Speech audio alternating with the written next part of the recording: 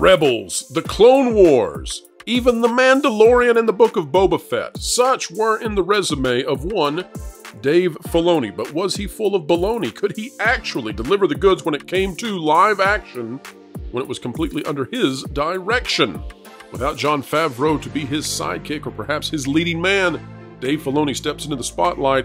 He takes a swing, and it's a big whiffa. That's the conclusion we've come to, but you're not going to believe exactly why. Listen in as we lay bare the sins of one Dave Filoni and the writing for Ahsoka. It is, indeed, atrocious.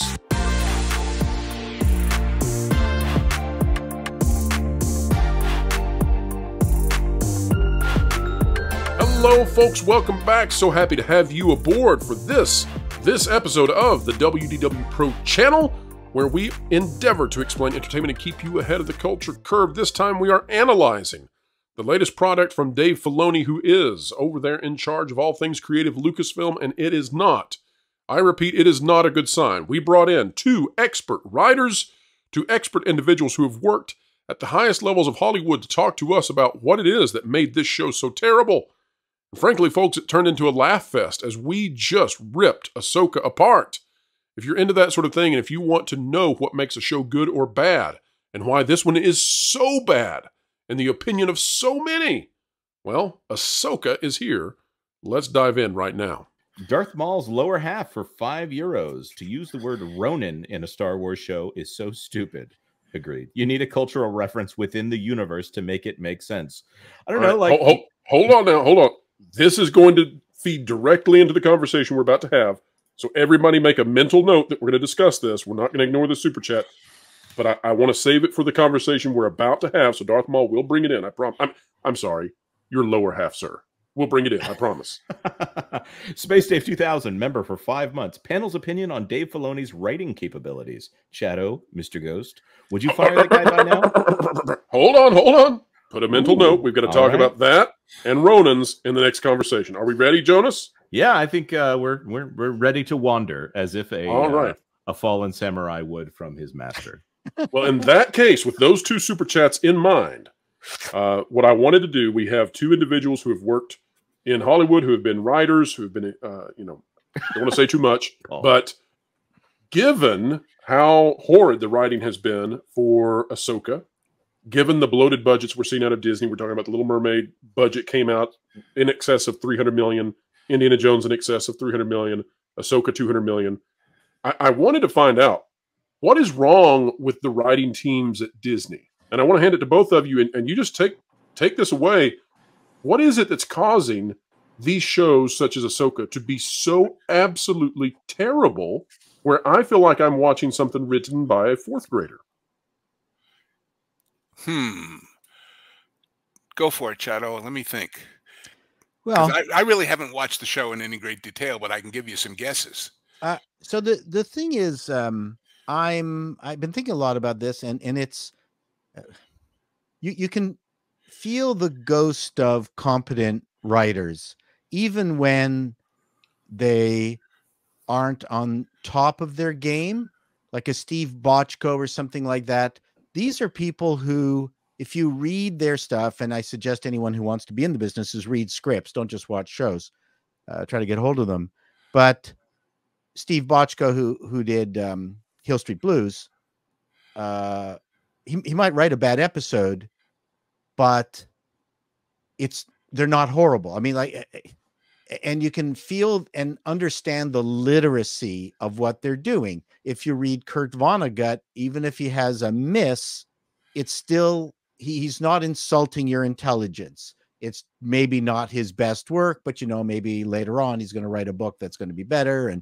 And all these people, literate individuals who you read or whose TV shows you watch, you know that the effort is always going to be there, even if the quality changes over time. And if you're doing 22 episodes a year, obviously you're not going to have, every show is not going to be great.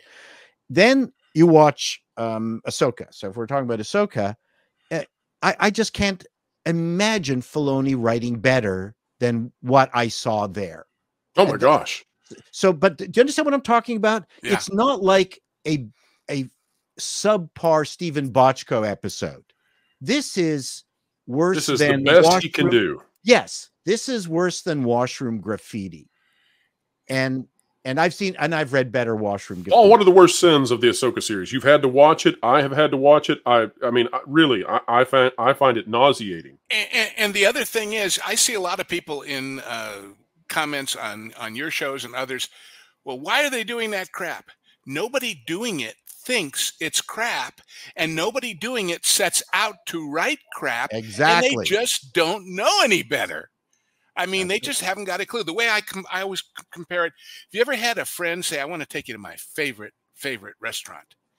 I eat there all the time. It's fantastic. You'll love it. And you go, and it's bad. It's really bad. And what you understand is this guy can't cook. His mother couldn't cook. His grandmother couldn't cook. He has no frame of reference of what's good because all he knows is bad. And I think that's the problem with a lot of these guys. And they think they're good because they're being paid a lot of money and being given big titles.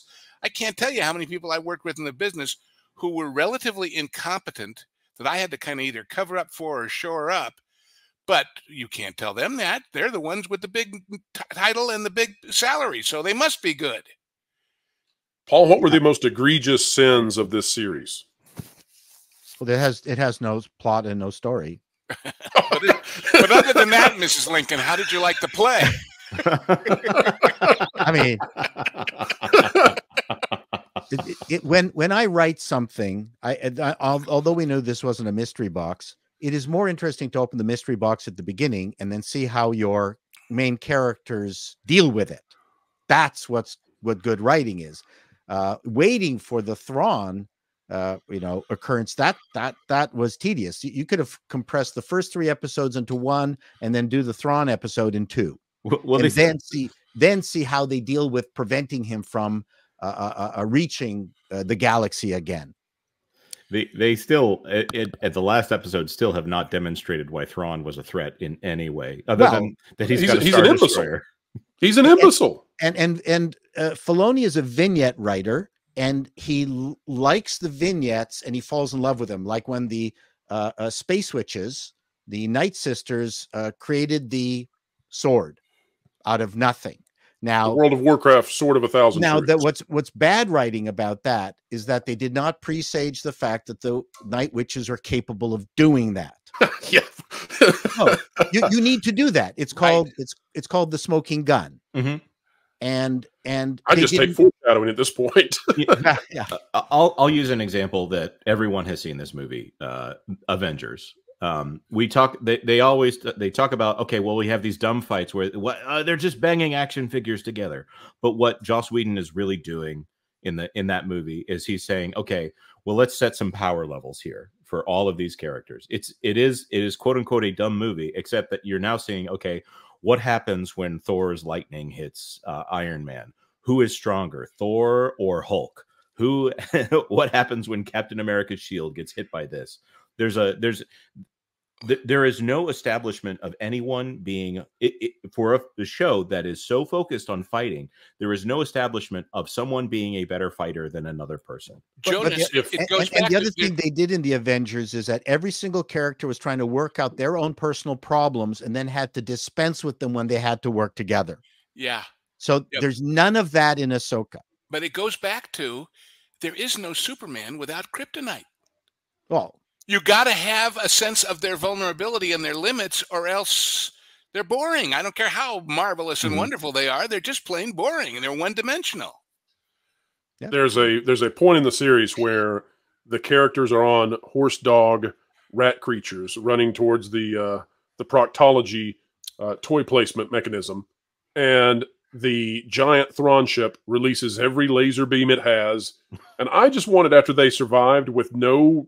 I mean, it's just nonsensical. They just survive for no reason. Well, plot. They survive because the plot says they will. But I wanted Thrawn to break the fourth wall and look at the camera and be like, huh, well, I don't know how you kill them then. That would have been perfect. Need to readjust the lasers. And he said, rain hell on them. And I'm wondering, what does Star Wars have a hell. That's a Christian concept. Yeah. What about a Ronin? Or how about a Yeah. single officer on that ship? It's all stormtroopers. And the gang escaped from the zombie stormtroopers by closing the blast doors. Well, why didn't Thrawn just close them all up ahead of time? He's too smart for you, Paul. He's too smart. He's 56D chess. He should have turned to the camera and said, "Who do I have to kill to get off this picture?" All right, folks, we appreciate you being here as always. You are the electricity that drives all of this. And if you enjoy content such as this, well, consider clicking the like button, share, subscribe, and when you click it, you do stick it to the algorithms. It's the notification bell. The Pro Show, from whence this conversation came, is live every Thursday, 5 to 7 p.m. Eastern Time. We would love it if you join us. And don't forget that the Pro Show is available Thursday, Friday, Saturday, Sunday. Then it goes into the archives where only members of the channel can access those earlier episodes. But we want you to be able to do so as well. For the price of soda, you can become a member. Just click that little join button and become part of the full-on electricity that drive explaining entertainment and keeping you ahead of the culture curve. All right, folks, wherever you are and whatever you're doing, keep learning, keep growing, keep having fun.